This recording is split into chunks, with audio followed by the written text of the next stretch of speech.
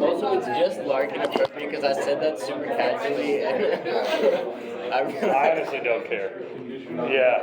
I don't think anyone's ever done that before, so I don't know. just large. Yeah. I'm assuming. That's how I've always Yeah, when I was an by undergrad. everyone. And That's how in undergrad I referred to all my professors, but They had like a I'm trying to remember. chicken coop, and there's just a puppy in there. I don't think I called my professors by their last name, only their face, but other people did. It doesn't bother me. I don't care. So whatever I you mean, I call Butterfield Dr. B because she signs off a lot of stuff like that. Dr. But B. I'm sure, yeah, you don't want to be Dr. L, so. Definitely not. That I have a problem with. So Larkin seems like the bitter approach. Dr. L, no. The only thing worse than Dr. L would be Dr. Dan. That would be bad. They're both pretty bad. Yeah. One of my grandma's doctors is named Dr. So what is it? One of my grandma's doctors is named Dr. Dan. Dr. Last Dan? name Dan or his first name? You got me right I mean, it should be Danielle. right out. I don't think many Daniels look like Dan. Daniel, swear to me. What? Danielle and No, there's no same. Danielle is L-O-E. This is like easily verifiable. Yeah. All right.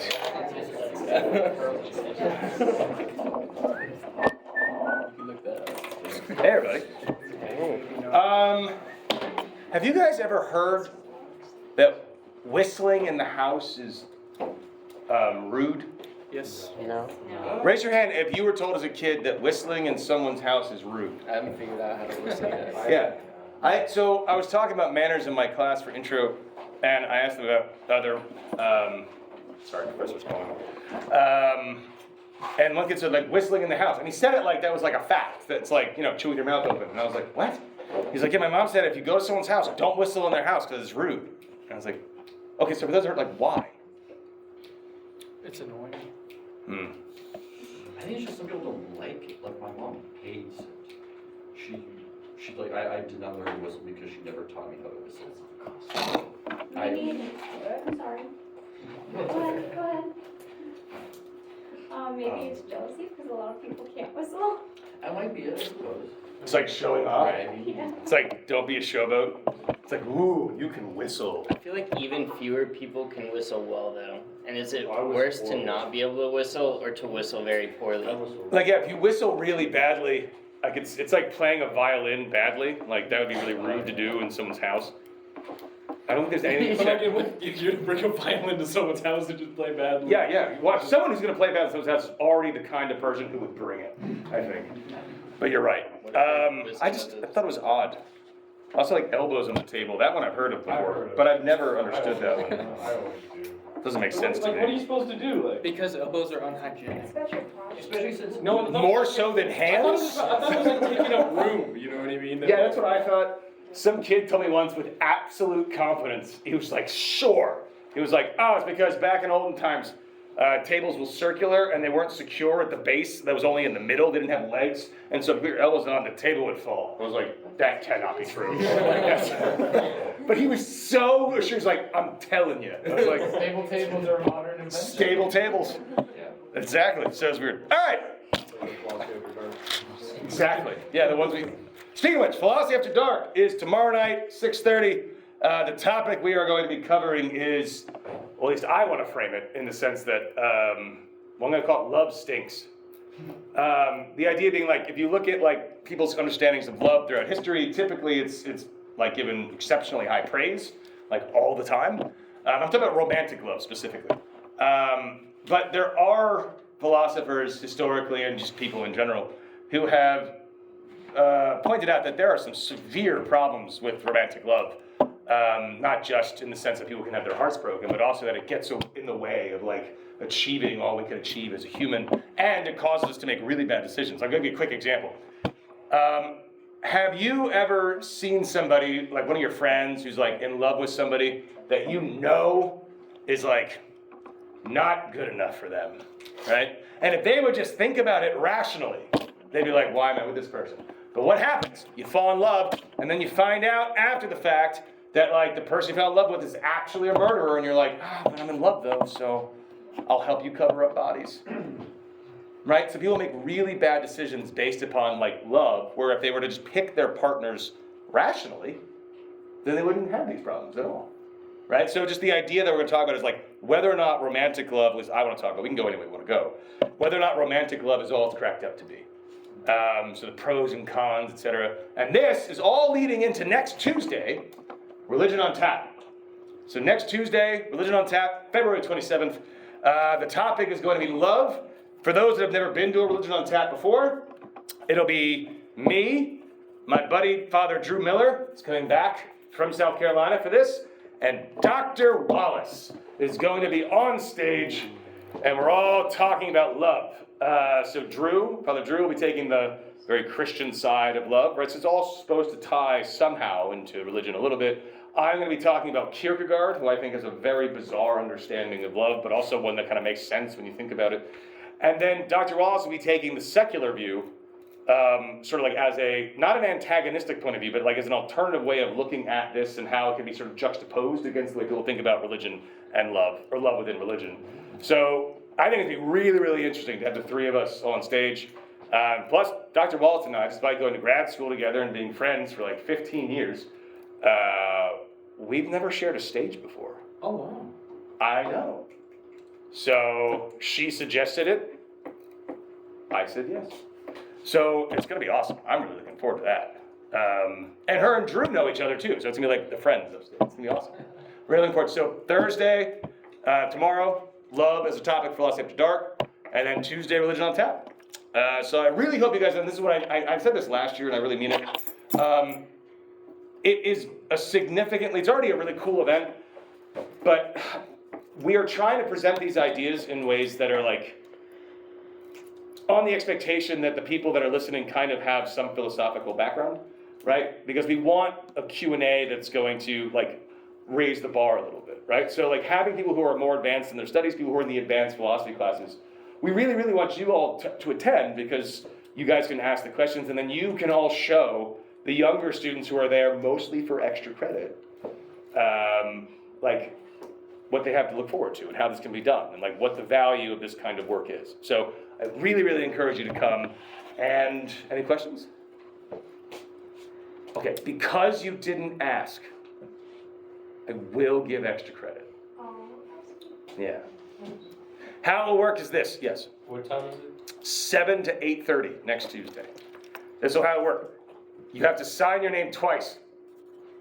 When you get there, and when you leave, at the end. You have to stay the whole time. One kid last year came in, signed it, and I was talking to somebody else, and I saw him, he's in my class, and then walked right out the door. So I followed him. I was like, where are you going? And so I gave him a choice. He could leave and I'll cross his name out, or he can stay. And he left. Did not have the effect that I wanted, but at least he was honest about it. He's like, fuck it, I'm not staying. So you gotta, you had moxie. I like that. All right, are we ready? Yep. All right. So where did we leave off last time? I want to say we left off with Adamantus's critique, correct? Aren't you going to talk about the oral exam? Oh, right, I was going to talk about the oral exam. So with your papers, what'll happen is I will go through all the grading, and then I'll put a sign-up sheet up, so we'll have meetings next week, I would imagine, where you will come in 15 minutes a pop, and we will talk about, I'll ask you questions about your exams. So basically what I'm going to do is just ask questions that I have after having went through and made comments, and just ask you to clarify things or explain things. It's not intended to sort of diminish your grade. It's really just a safeguard against people just using AI to generate their papers, right? Like you just have to be able to explain in your own words what you wrote, right? So, yeah, I won't ask you anything about things you didn't include in your papers. Like I'm not gonna say like, well, how come you didn't do this, right? Like if you write on Parmenides, I'm not gonna say like, you should have wrote on Heraclitus. That would be the worst. That would be such a scary oral exam. It's like, fuck. So no, I'm not trying to do like gotcha questions. It'll be just clarifying things, explaining particular points, and then maybe raising objections that I would want you to answer. But again, if you wrote the paper, you should be able to talk about it. So are these meetings going to happen outside of our normal class sessions? Yes, 100%. And do you have the flexibility to do them on Zoom? Yes, I imagine they would be on Zoom, yeah. I probably prefer Zoom, but if you guys want to do in person, I mean, I'll leave it up to you guys. There'll be a schedule. You just tell me Zoom or not, right? So you'll sign up for a time slot. I'll make availability for it, and we'll go from there. It might actually have to be like in 2 weeks because I have my intro class oral exams next week, but I'll figure it out. We'll make it work. Yep. All right. Actually, I'm going to make it easier for myself, but I'll tell you how later. I just had an idea that I shouldn't have said out loud, so. It's like, quiet, Dan. All right, so last time we left off with Glaucon and Adeimantus' critiques. And who wants to recap that for me? What was Glaucon's potential critique against Socrates? Because if you remember, right, Socrates was defending justice against Thrasymachus and his charge that injustice is actually more beneficial. And then seemingly he wins the argument, but Glaucon immediately says, you know, I think Thrasymachus left it too early, right? He didn't really push it as much as he could because one could easily make the argument that injustice is actually something people value. In fact, he says injustice is something that's naturally good, right? So what did Glaucon mean by that? What's his argument as far as favoring injustice over justice? What are some of the things he says? Yeah. You have like the three types of goods, like pursuit in and of themselves, pursuit in of themselves and for their benefits, and then pursuit for their benefits. Right. And justice is that last one. People just do it for like the reputation that comes with being just, and not for any benefit that just actually accrues in and of itself. Right. And so that's part of it, right? So it's the reputation for being just that is actually praised. So this is Adeimantus' critique directly, right? He's like, people aren't actually praising justice. They're praising the reputation that you acquire through justice. Things like glory and trustworthiness and these sorts of things. And Glaucon lists a few other points as to why people tend to act justly as opposed to unjustly. And what are those? Yeah. So basically those who call for people to act justly have less power than those who act unjustly. So they're just doing it to protect themselves from an injury. It's not because they actually care about injustices. They don't want to suffer it. Exactly, right? So what's going on, he says, is like, look, the people who are clamoring for justice, right? Establishing laws that say, don't steal from me, don't cheat me, don't defraud me, etc. These are all people that are on the weaker side, right? So they are the ones who are unable to protect themselves against the acts of injustice by others who are stronger. And so, of course, they want justice because they want to be protected, and they don't have the strength to actually pull off the unjust acts as it is, and so they want the justice. They want the laws, and it's for protection, not because they actually value justice, right? And Glaucon even says, like, somebody who is able to pull off committing injustices against other and like cover their tracks or fix it by paying off judges or whatever angle you're going to take. If anyone actually had that kind of power and was asked by somebody to stop doing all those things and just act justly, as Glaucon says, agreeing to that from their perspective would be madness. It's like, why would I give up all of the benefits that I have? That's silly. And you wouldn't either if you were in this position, right? So people often say all the time, right? Like, think about it in modern terms. We're like, we should raise taxes on the rich, right? We want you, rich person making $1 billion, to pay more in taxes. And if you're a rich person, what's your response going to be? Leave the country. Why? Why would I? No, like, we want you to agree to it, right? Like, in principle, yeah, we're making these demands like you should pay more and force them to. But if you actually are like someone who's got a pure ideal or form of justice, what you really want is for them to pay, but also to want to do it because it's the right thing to do, right? But if you're a rich person, you're like, why would I give up my money? It's my money, right? It's crazy. Like, why would I voluntarily give up the thing that's putting me in this position over you? You wouldn't do that if you had my money. You say you would because you're in the position who wants me to do it. Everyone in this room, I bet you, would say that. But then once you actually get that money, like once you guys win the lottery, right? Let's say you win the Powerball and you get $800 million in your bank account. And someone says, that's not fair. Give away half. I would be astonished if anyone's like, you're right. No, you're not going to do that. No, you might give someone to charity, but you will choose, etc. The idea of just winning the lottery and giving it all away, I just don't see it happening, right? So what he's saying is, if you're on the side of the powerful, nobody would give up that power. I'll do it right now. You don't have it. Well, I would if I Right? And I guess my point is like, even those that are like so vocal about how they would, the second they get it, they don't. Do they have lottery cards at Gus Mart? Do they have lottery cards at Gus? Probably not, because they'd be encouraging students to gamble. Right. But it goes to. I tell you this much, if there's cigarettes there, they definitely have lottery tickets there. Okay. Are there cigarettes at the Gus Mart? I doubt it. Didn't think so, no. So no lottery, I'm gonna guess. There was a hand, Isaac? I was gonna say, like, well, even if you do give it away, the only benefit that you're really getting is like the perceived belief that you gave it away, which someone who could trick, so you could just do that and get the same benefit and keep the money. You get Exactly, the best of both worlds. right? Like, so if you do give it away, we're still gaining in that sort of, you are such a great humanitarian philanthropist, and then you're getting power in a different way, through reputation, right? So Glaucon's point seems to be that human nature is such that if we are in a position of power, we would never give it up. And the only reason that you want justice is because you don't have power, so you're trying to claim something for yourself. In other words, we don't commit unjust acts because we're afraid of the consequences, and if we could, we would, but we can't, so we don't. That's it. So justice doesn't have any real inherent value. It's just something that the weaker side craves because they're afraid of having injustices committed against them. Anybody here ever cheated on a paper before? Don't look at me in the face. I don't want to know. Define cheat. Not this one. Right? But I imagine that you cheated and you were worried about getting caught, right? So the idea is if you knew you weren't going to get caught, the theory would be that like everybody would just cheat. Is that true? And that's the question we have to be asking ourselves. Okay. So, moving on.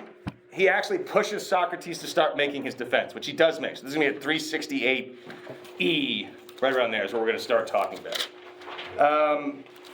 He basically says, the one last thing I want to remind you of is that at the end of Adeimantus' critique, he says not only do people not like inwardly actually value justice over injustice and they're just scared or whatever, he says we actually, I mentioned this at the end, but I want to like really like hammer it in. He says, we actually praise people who act unjustly and we know they're acting unjustly. Like we as a society tend to glorify this and honor it.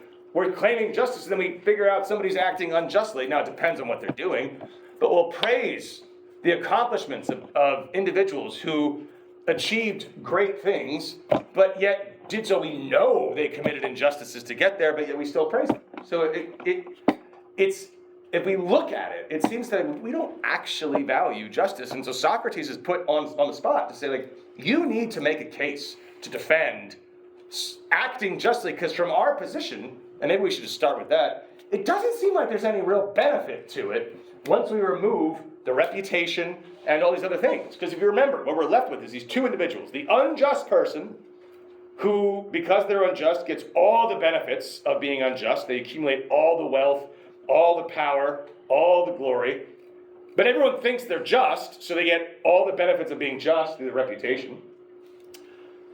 Versus the just person who everyone thinks is unjust, and as a result, everyone thinks they've committed crimes, they get thrown in jail. He even goes as far as to say, like, this person's probably going to be tortured on the rack, right, because they think they've done these horrible things. They are truly just. Now, would anyone really value justice so much as to choose to be that person? Jesus.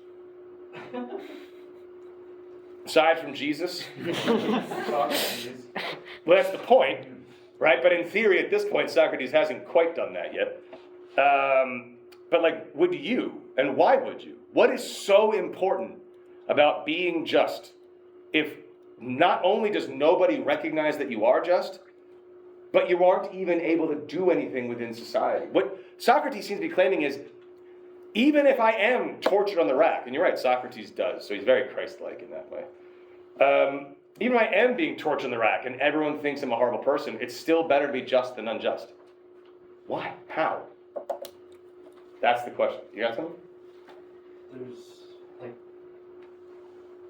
I mean, I guess this isn't much, but like when you're on the rack, no one else is. Who? Even for just that moment. There's probably more than one rack. Well, yeah. there's only so many racks you can have. I got illuminated. Like,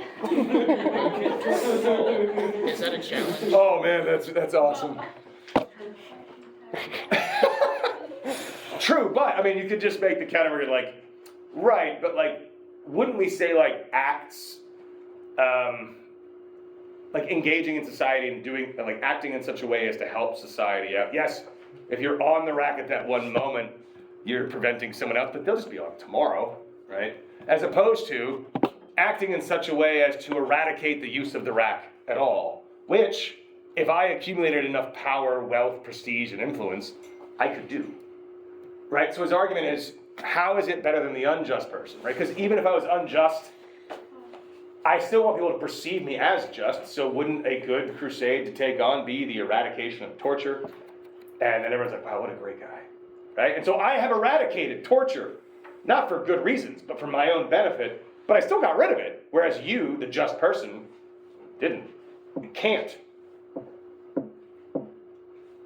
We talked about this before with Egan's last week, where it's like, let's say I'm a just person who wants to build a hospital to like help people, but because everyone thinks I'm corrupt and everything, and also I'm not using the unjust methods of accumulating wealth and power, I'm in no position to build a hospital. How many hospitals are named after really unjust people? Probably more than I know, right? They still built the hospital. Did they do it for their own personal gain? Probably, but it's still there. So like, I see your point, but the question you have to ask is, how is that better than the unjust person? Not just what, like, noble act can we still do? It still seems like only a crazy person would pick the just person who's being tortured versus the unjust person who, you know, cries himself to sleep on his giant pillow filled with money. Yeah. I don't think that anyone who is just would, like, who is just but people think are unjust would accept, like, the torture ever. What do you mean accept the torture? Like, be thrown in jail and be tortured and stuff. Like, no one who is just people think are unjust would, like, choose that path, in my opinion. So nobody who is just, if they were given a choice, remain just and be tortured, Yeah. or become unjust and not be tortured. Yeah. Which one would they would choose to become unjust? I would assume so, because, like, because you're talking about how, like, if there's no, like, prestige. But we're talking about Jesus. Okay. So, when he was being crucified or whatever, Yeah. you're like, he was just such a just person that he refused to admit that he was being treasonous or whatever. I would argue that, like, he had followers who knew that he was just, so it was like setting an example. So, would he have done that if there was no one who knew his message? I don't know. That's awesome. Jesus is doing it for the fan club. Just Here, let me saying, ask you. what's the point of lying if So you're saying, You went up. what'd you say? I was just thinking about the fact that, yeah, the idea that he went up on the cross because, like, for attention. We are teetering on blasphemy, and I like it. So yeah, but to your point, so you're saying like it simply doesn't make sense.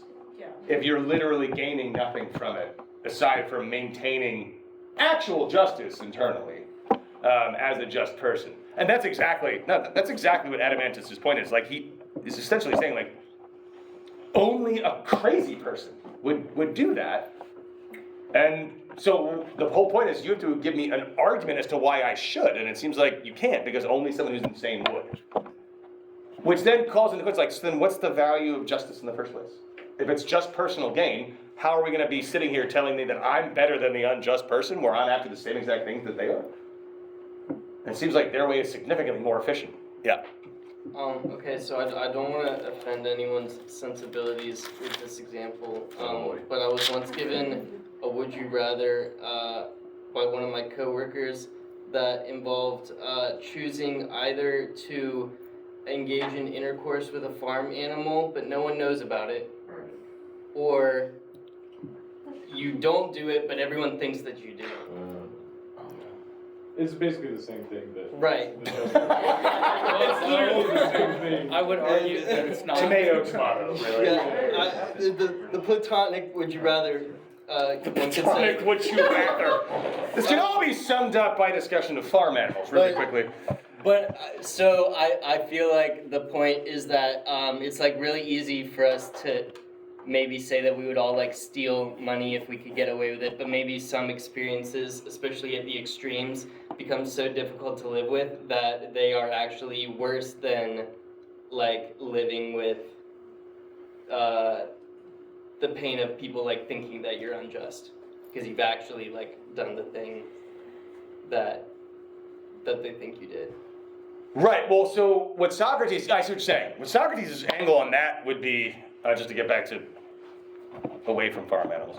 But I see your point. No, your point's good. It's just that for him, being concerned about the opinions of others is something that he thinks is just very, very deeply problematic, right? So for those that haven't had much Plato before, Socrates argues that we should not concern ourselves with the opinions of the majority because the majority is actually ignorant about everything, right? And what that means is if you round up 100 people and ask them a question about medicine, right? Very few people in that group are going to get that question right. If you ask that same 100 people about a legal question, very few people are going to get that right. And by question, I mean like something that an expert in this field would know, not like common knowledge stuff, like actual craft. But even things that, you know, are non-expert questions, it seems like. So the example that I can give now is like, who here knows what street, so like after the trash truck picks up your trash, what's the second turn they make?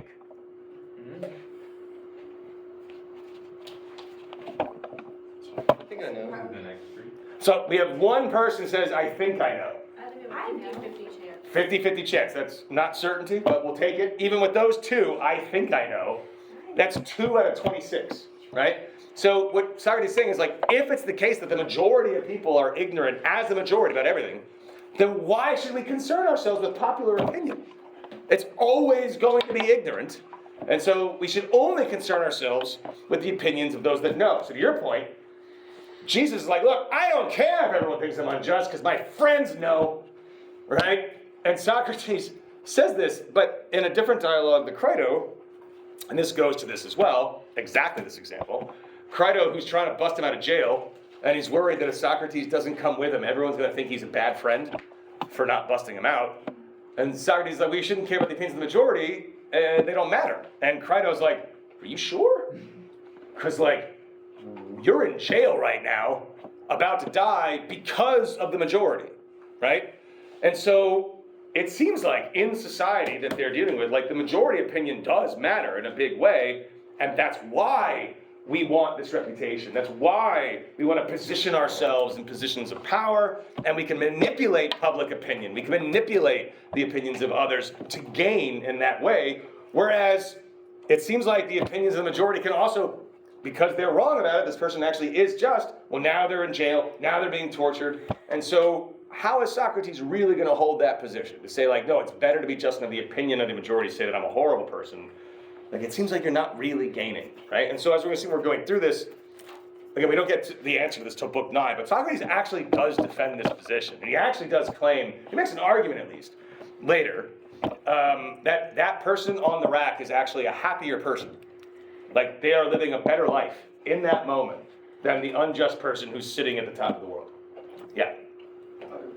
It does kind of, it's almost like the prisoner dilemma type of thing, where you can, like, if you and someone else got arrested, you can either tattle and the other person goes to jail for a long time, you're free to go. Right. But if they tattle, then you go to jail for a long time. I love that you're using the word tattle. You mean snitch? It makes it like it's such a great juxtaposition because it's like, and you'll go to jail forever if I tattle on you.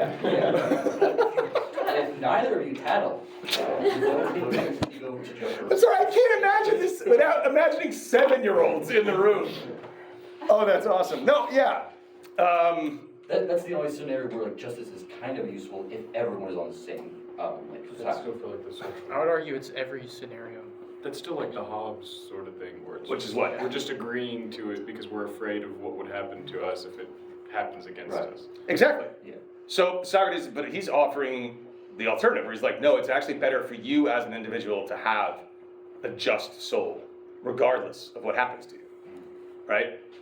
And it's not even about, so like within Christianity, like since Jesus has come up multiple times,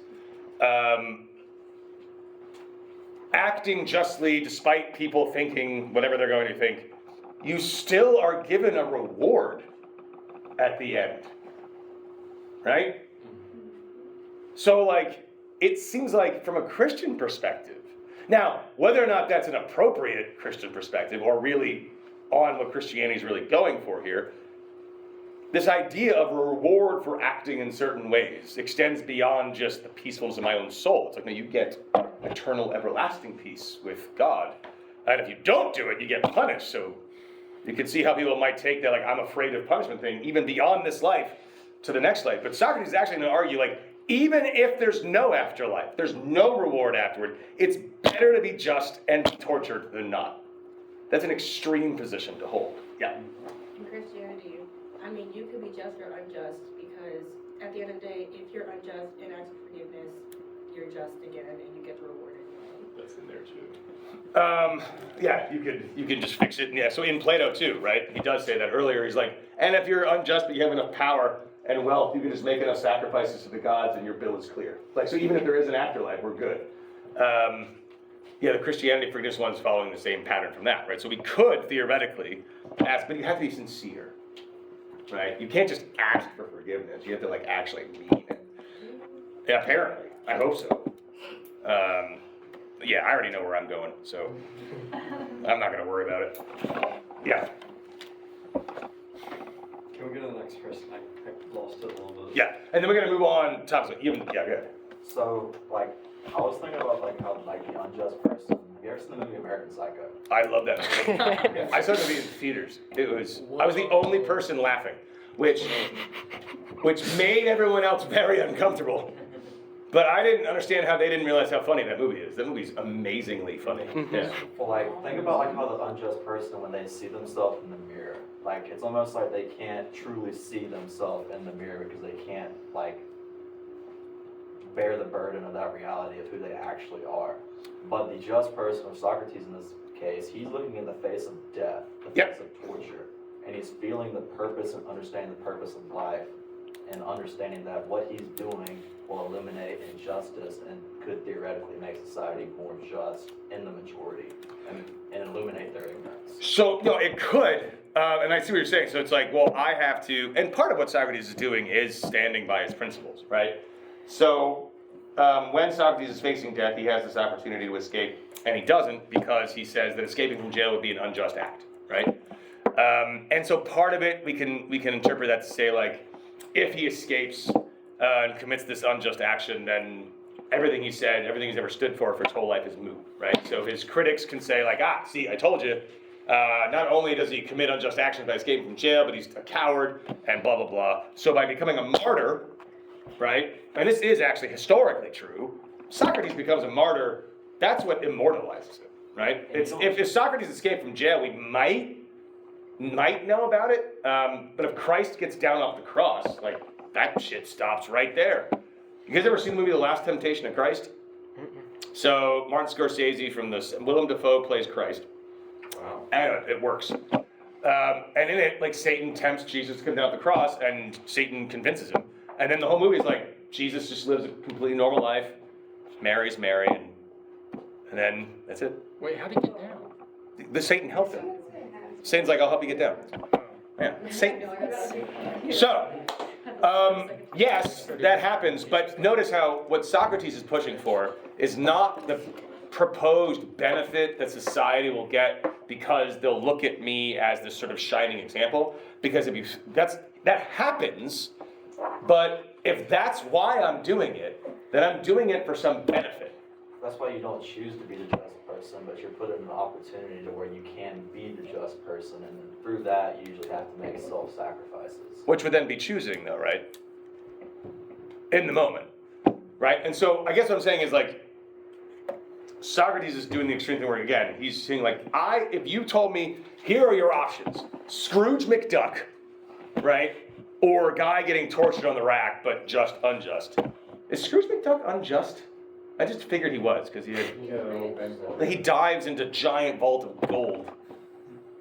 Well, he's corrupt, no matter what happens, because he's greedy. But, I'm glad that came up. So, he's saying, I would choose that even when there's no benefit. Even if everyone for history thought I was a corrupt person, still better to be in that position. Yeah. That's weird. Okay, last point, then we gotta move on. Because, like, wouldn't, like, abandoning that situation be sort of like a death, or like a certain death? Abandoning what situation? Like if he's going to abandon all of his principles Yeah. to not be on the rack, Right. he's, like, that's not him. So it'd be like a sacrifice of the self of sorts, like my own understanding of myself. Yeah. Yeah. And like you would. I see what you're saying, right? So, and I mean, and to an extent, like we said it, like he would be, not, well, in a way, he'd be opening the door for everyone to sort of feel like they've been proven right about everything that's said about Socrates, but Socrates himself now has to carry that with him too. Yeah, right? It's still outside of everyone. Like, that's just, he's gonna go so far against himself as to, like, not even try this. Like, he can take the rack apart from the inside, but if he, like, abandons himself and tries to take it apart from a distance, he's not gonna be him anymore. Right, and he would have to live with that, and he says, eventually, you'll see how the argument goes, like, that would end up tearing him apart, right? So, that moment of weakness will send him down a path that will end up with him being significantly more unhappy, and he should stay there, is what he's saying, which is insane. Like, on the surface, that's crazy, but we'll get there. So, from this, Socrates starts building his argument, and he says here, looking at 369, we'll start with B. He says, okay, look, if I'm going to describe justice, it might be a lot easier, since justice within the individual is a bit harder to understand what that means, because typically we think of justice like within society. So it might be easier to start constructing what we would consider to be like the just society. So we're going to build a city or build a constitution for that city. And we'll just start from the very beginning, and we'll just see how it kind of goes. And he starts out with this really important line here at 369b. He says, I think a city comes to be because none of us is self-sufficient, but we all need many things. Do you think that a city is founded on any other principle? No.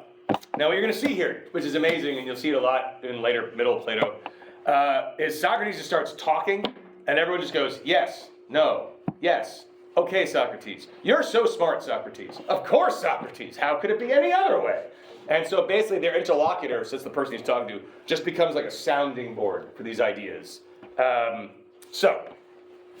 And because people need many things, and because one person calls on a second out of one need and on a third out of a different need, many people gather in a single place to live together as partners and helpers. And such a settlement is called a city. And so then he goes on to say, like, a little further down at D, surely our first and greatest need is to provide food. Certainly. Our second is for shelter. Our third for clothes and such. How then will we provide all this? And he susses out that, like, it seems like instead of every single person individually being their own farmer, their own cobbler, their own tailor, their own carpenter to like build a house, certain people are going to have certain skills over and above the other person. So some people might be better at farming, some people might be better at building houses. So instead of everyone doing everything, we just assign tasks. Like you build all the houses, you do all the farming, you do all of the tailoring, etc. And then that way everybody is contributing to the group in the way that they can contribute best. So it's an equal division of labor between all of these people. Everything is balanced, right? So, moving on, and I want you to remember that. We are contributing that which we are best at towards the group for the good of the whole. So we all have different skills. We're not born all alike, right? So when Plato says that here, Socrates, like, we all aren't born alike. What he means is like every single person is going to have natural talents that other people just don't have. Some people, like I can teach anyone to play guitar. Some people will pick it up like that and be really good at it pretty quickly. And some people, you'll be playing for years and years and years and years and it just will never ever click. Dancing, think of dancing. Sorry. So I went salsa dancing with Pamela. She wanted to go. And so we were at a lesson and she was very bad at it. And then when we got home, she goes, yeah, can you explain to me something? The instructor kept saying, like, just dance to the beat. What's a beat? And I was like, oh. So I played a song. I was like, 1, 2, 3, 4. 1, 2, 3, 4. And she went, I don't. I was like, how do you like songs? Like, what is happening in your head? It was amazing. So Pamela, no matter how many lessons she takes, is at a severe disadvantage for dancing because she doesn't understand the concept of rhythm, apparently, which makes so much sense looking back on things. So other people, though, it just seems natural to them, so they will be better at that thing than the other person. So the trick, then, is we find the thing that everyone's best at, they do that, they contribute that to society, and everybody benefits and everyone's elevated because everyone is doing the thing they're best at, right? And the more we practice one task, he asks, is it better to be a jack of all trades or a master at one? Right? What's better? Master. Especially if I live in a community with a bunch of masters of one. If I'm by myself, I have to be a jack of all trades. But in a community like this, I can actually practice my craft to the point where I become a master at it because my other needs are being filled by other people. Right? So, they go on to say, like, well, now that we got the basic necessities filled, don't we need other things too? Like, the farmer can't farm without tools. So we need craftsmen now. So now we're adding people to society. And he goes on, and he keeps building people. So we need people who are going to bring goods in that we don't have access to because we live in this very particular area. So we need stuff from outside, right? So we're going to need merchants that go and collect these sorts of things.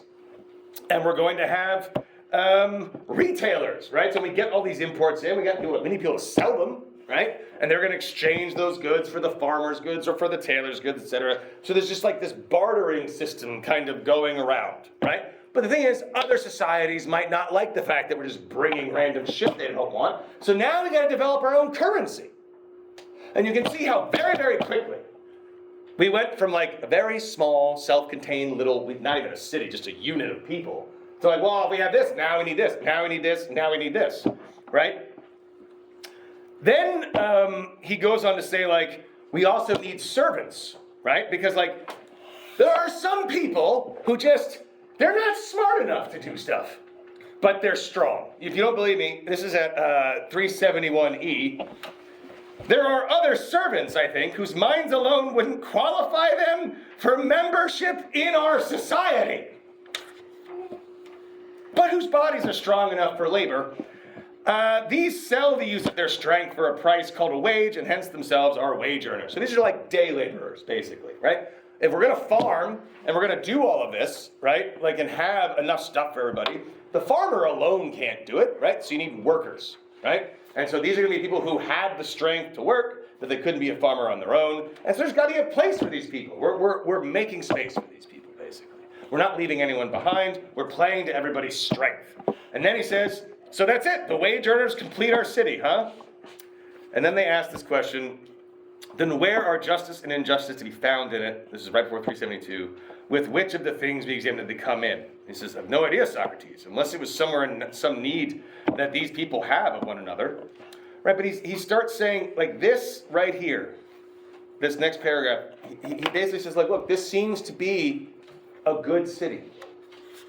We have farmers, we have craftsmen, we have tailors and carpenters and servants and merchants and things like this. So we have all of the things that we need, and we're able to sustain everybody in it, and it all works just like in a symbiotic system. Like there's no competition, right? It's just all kind of working for everybody, and everyone's everyone's provided for. But then things start to go a little off, where he says, you might be right, but we must look into it and not grow weary. First then, let's see what sort of life our citizens will lead when they've been provided for in the way we've been describing. They'll produce bread, wine, clothes, and shoes. They'll build houses, work naked and barefoot in the summer, blah, blah, blah. They'll cook flour and meal they made from wheat and barley. They'll put their honest cakes and loaves on reeds, blah, blah, blah. They'll enjoy sex with another, but bear no more children than resources follow, lest they fall either into poverty or war. So, of course, we already start seeing, like, we need to control the population, right? Because if we have too many people, and there's not enough jobs for them, now we've created a system of competition, right? So we gotta make sure that our society stays at a certain population so that no one's left behind, basically. Then he says, it seems that you make your people feast without any delicacies, he said. True enough. I was forgetting that they'll obviously need salt, olives, cheese, boiled roots, vegetables of the sort they cook in the country. We'll give them desserts too, of course, consisting of figs, chickpeas, and beans, and they'll roast myrtle and acorns for the fire, drinking moderately. And so they'll live in peace and good health, and when they die of ripe old age, they'll bequeath a similar life to their children. That sounds great. So far, good. And then Glaucon says, if you were founding a city for pigs, wouldn't you fatten them on this exact same diet? So this city, one in which every single citizen is putting in what they ought to put in, and everybody is providing for everybody else, and as the description goes, everybody lives to a ripe old age, all healthy, and when they die, they say, and I bequeath the same life I had of my children. They all should live the exact way I did. It was great. And then what does Glaucon say? It's like, yeah, if you want to live in a city of pigs, what's missing from this city? Warriors. Warriors, right, but before we get to warriors. The rulers. Oh, No. The ruler's missing, but so I described how they live. What are we missing? Purpose. They all have purpose. They all do their jobs. That's their purpose. Justice. Justice, actually, this is probably the best description of what justice should be. There's no crime. Everybody's contributing equally, right? They're building it up. It's not fun. Stuff's boring as shit. Where are the luxury items? Where are the plays? Where's the art? The theater? The games? Where's all that? And so this is what Glaucon's asking. He's like, you're asking these people to suffer a life of hardship. And where's their reward?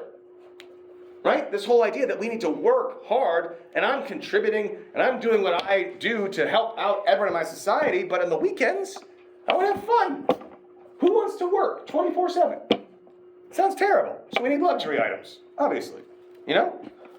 And even, look, this is important. Socrates says, 372e, towards the bottom of the page, I don't know where it is on yours, but 372e, yet the true city, in my opinion, is the one we've just described, the healthy one, as it were.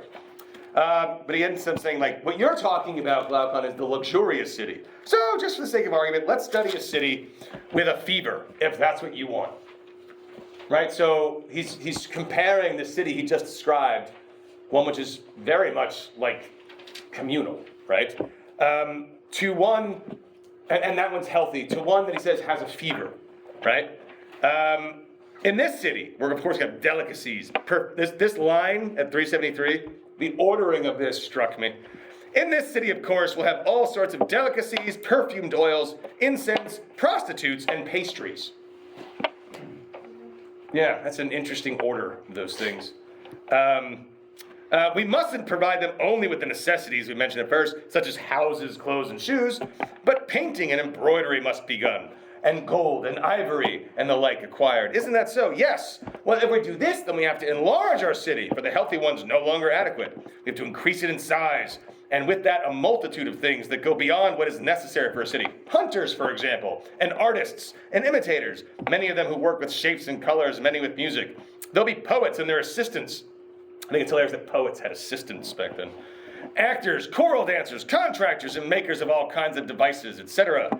And, towards the end, we'll also need more cattle, won't we? Because if the people in this society, they're going to eat meat, of course. Then he says, and if we live like that, we will need far greater amount of doctors, because everyone's going to get sick more, because they're all eating meat. And then we'll have to, expand our territory, obviously, because we're acquiring all this stuff and increasing our population, which means now we'll have the need to go out and seize land from other people, for our purposes. Which means we'll need what? Warriors. We'll need an army. But if we have an army, the problem is we can't just use our own citizens, because after all, they're all doing the things that they're doing. Like, we can't just take the farmer off the farm and put a sword in his hand and call him a warrior. Remember, the whole point was that farmer was specifically good at farming, and the craftsman was particularly good at making tools. So we need a standing army, is what we need, if we're going to be truly the best city. But if we have a standing army that's more people, right? And now we have all these luxurious items, so other people are going to want to take our stuff. So we need to make sure that army is well trained. We got to make sure that army is the best army we can possibly have. Yes? I feel like this is making some assumptions. About what? Because if everywhere is designing the same city, then why would you be taking land from each other if you all have what you need? What do you mean if everywhere is all designed the same city? Like, he's like, this is the perfect city, this is the perfect society, so like, in theory, the world. No, okay, good question. He doesn't actually say that. So what Plato is talking about here is he's not talking about building a model that everyone is going to follow. He's like, no, I'm talking about we're going to build our own city. We're going to start from scratch, it's just us. In fact, he doesn't even want, later on, once he has the city, he's like, and other cities are going to be a threat to us. And the way that this city is set up, as you'll see, it's going to be such a rare thing for people to actually do this properly, that it won't really work out. And one of the ways that they'll destroy their enemies is by spreading propaganda into their cities. In other words, like, they're going to send spies into the cities that will tell those cities about our city. Like, you should run your city like we do. But we know that they'll never be able to pull it off, so it'll just cause civil war, and then their city will collapse, and then we'll be safe. So he's really, really not saying, like, everyone do this, because he doesn't think it's possible. Well, then you didn't talk about the warriors stuff in the first example, but if that was the case, then you should have marked up in the first place, because he knew that the city would have been threatened anyway. Well, it only gets threatened when we change the city from the self-contained unit, I right? don't think that's accurate, because even if it was self-contained unit, people could still attack because that's how people are. But why would they attack us if we don't have anything? I don't know, because they want the land, because they were feeling mean that day, like that's just. Sure, no, you're right, it could happen.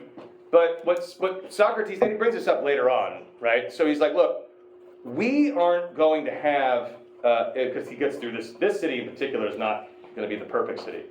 But if we don't have this sort of thirst or fever for luxury items, other city-states will be less inclined, because the whole point of attacking other places was to acquire their wealth and these sorts of things, right?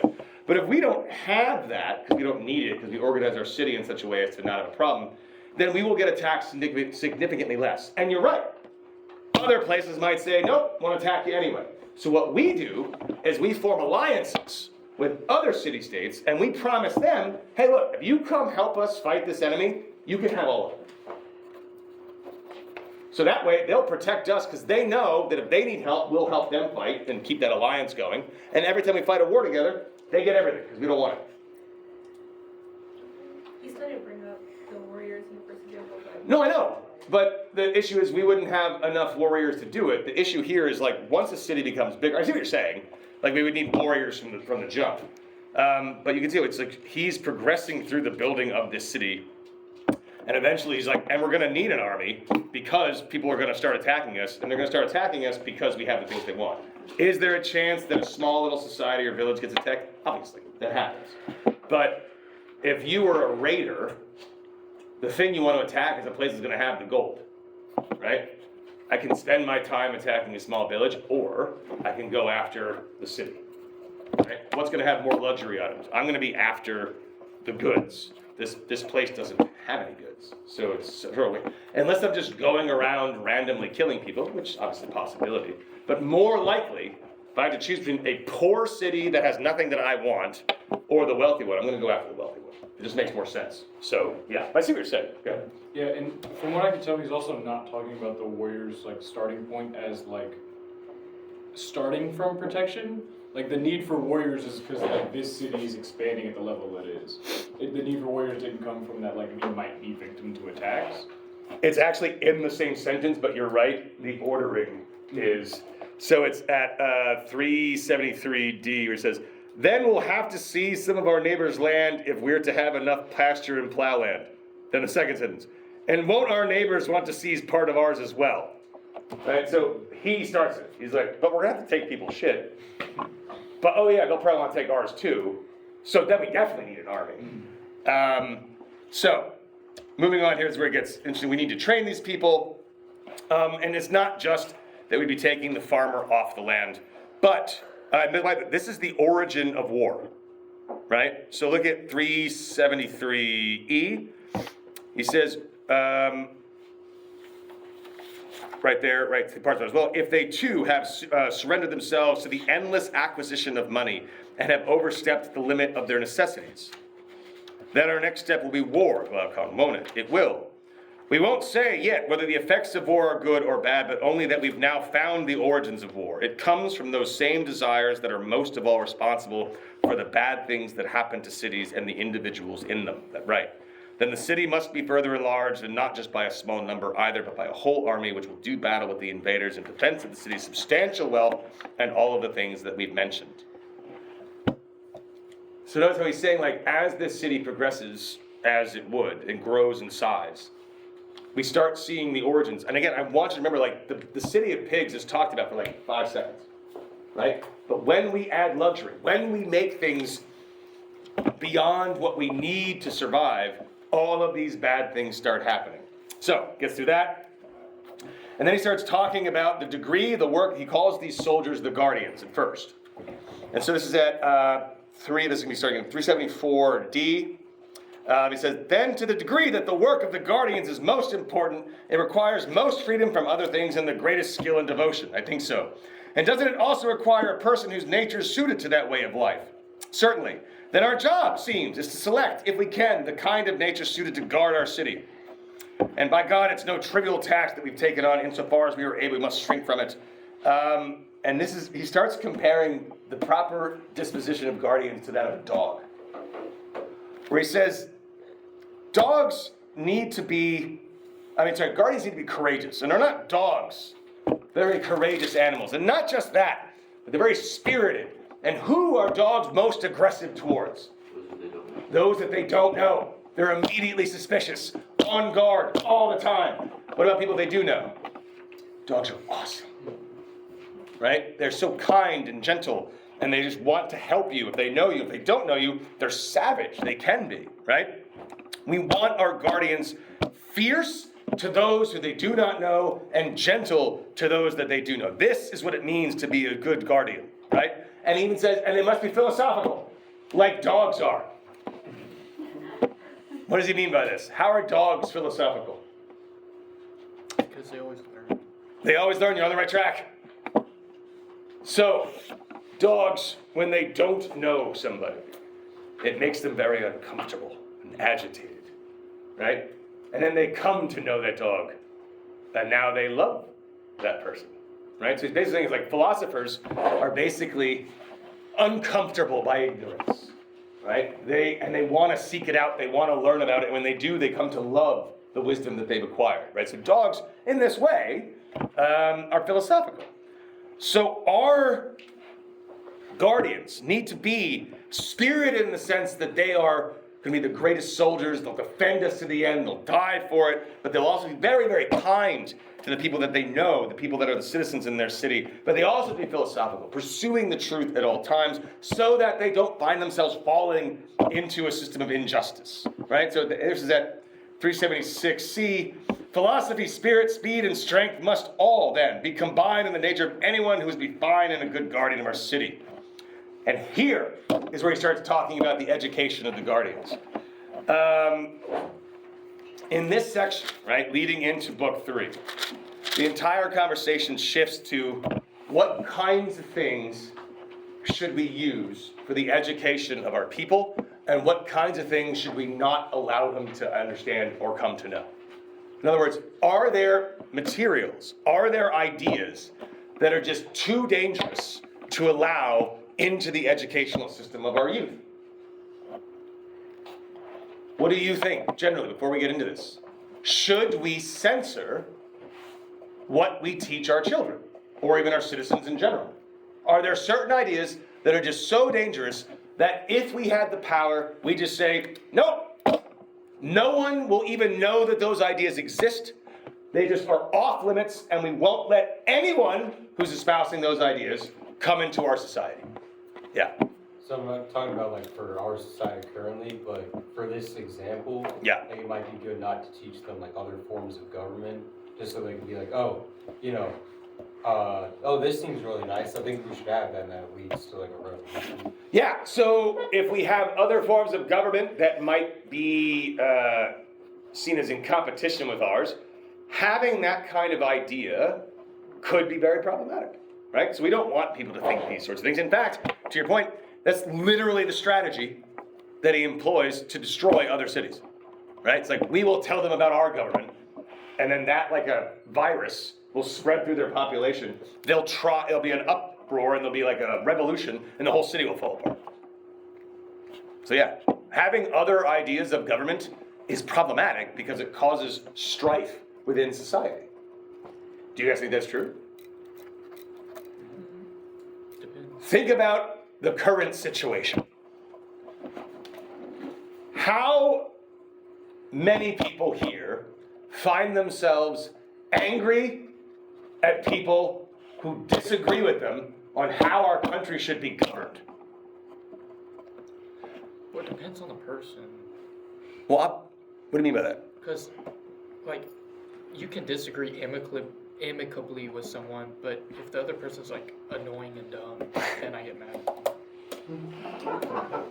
Okay.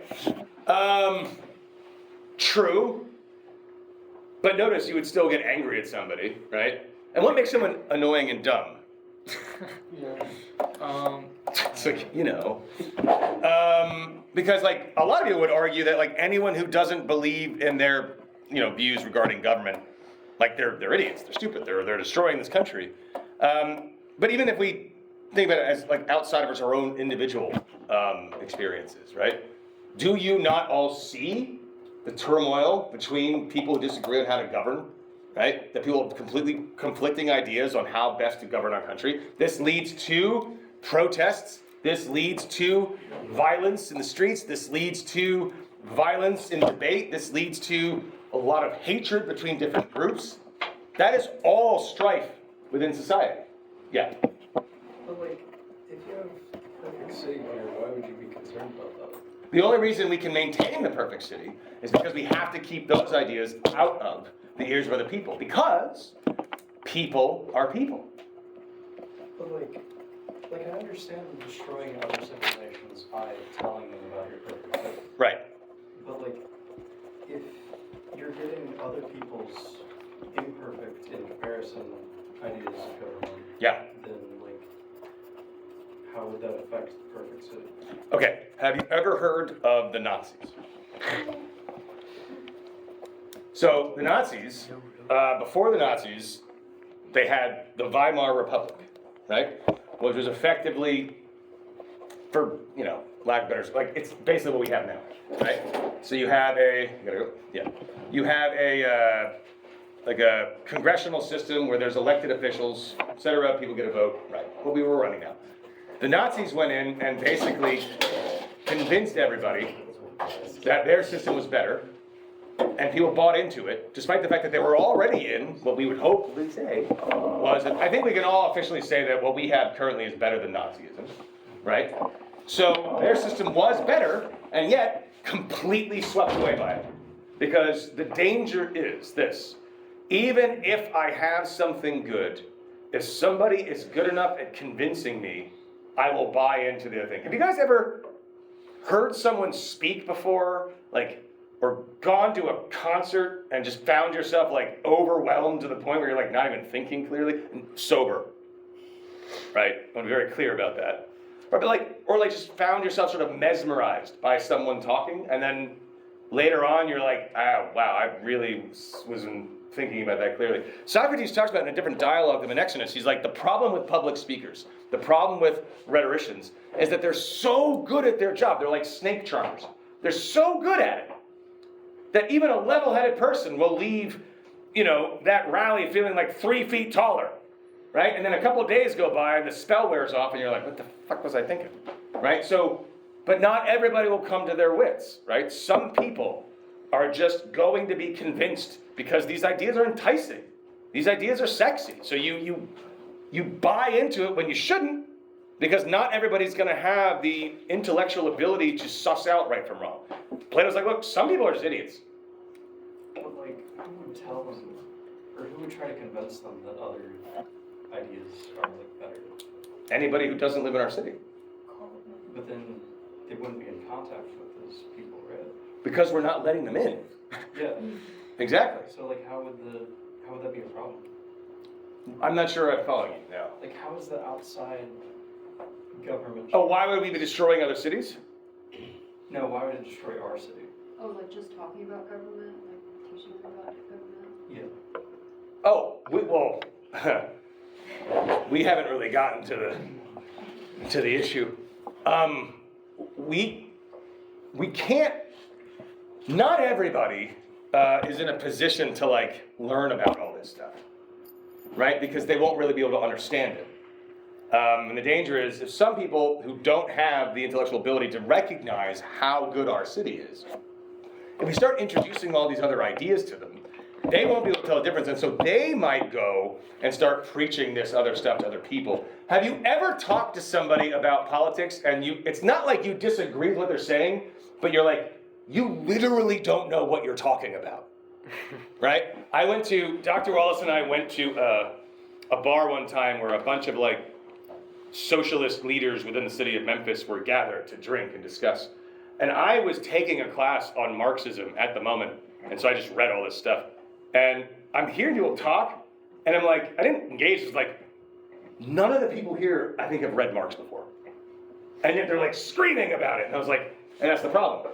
You give someone an idea that hasn't really been educated at it, right? And that's really dangerous, because they can take what they want from it, and now they're talking about it to other people. And if they're good enough at the gift of gab, you can convince people that it's right. That is how flat earthers exist. I'm not kidding. There's a significantly larger contingent than there should be of people who really believe that the earth is flat because they watched YouTube videos.